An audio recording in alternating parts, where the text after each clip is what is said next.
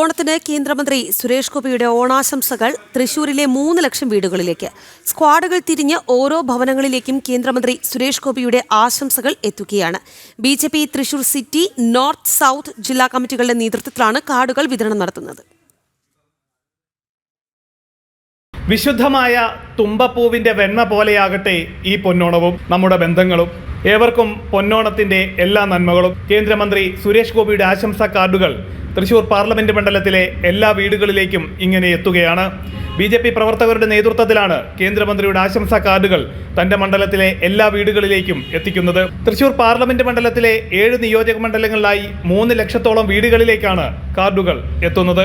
Thrissur parliament മണ്ഡലത്തിലെ ശ്രീ സുരേഷ് ഗോപി MP-യുടെ ഓണാശംസ കാർഡുകളുമായി 3 ലക്ഷം വീടുകളിൽ ഭാരതീയ ജനതാ പാർട്ടിയുടെ പ്രവർത്തകർ സ്ക്വാഡ് തിരിഞ്ഞിട്ടുള്ള വലിയ രീതിയിലുള്ള ഗൃഹസമ്പർക്കം നടത്തിക്കൊണ്ടിരിക്കുകയാണ്. വലിയ സ്വീകാര്യതയാണ് ഈ ആശംസാ കാർഡുമായി എത്തുന്ന സഹപ്രവർത്തകർക്ക് ലഭിച്ചുകൊണ്ടിരിക്കുന്നത്.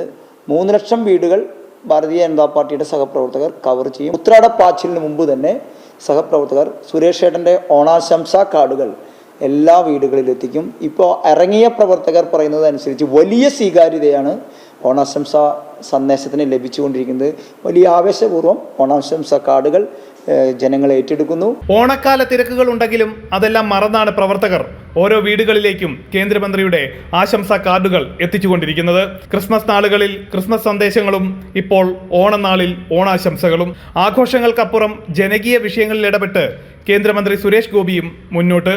ജനം, തൃശൂർ.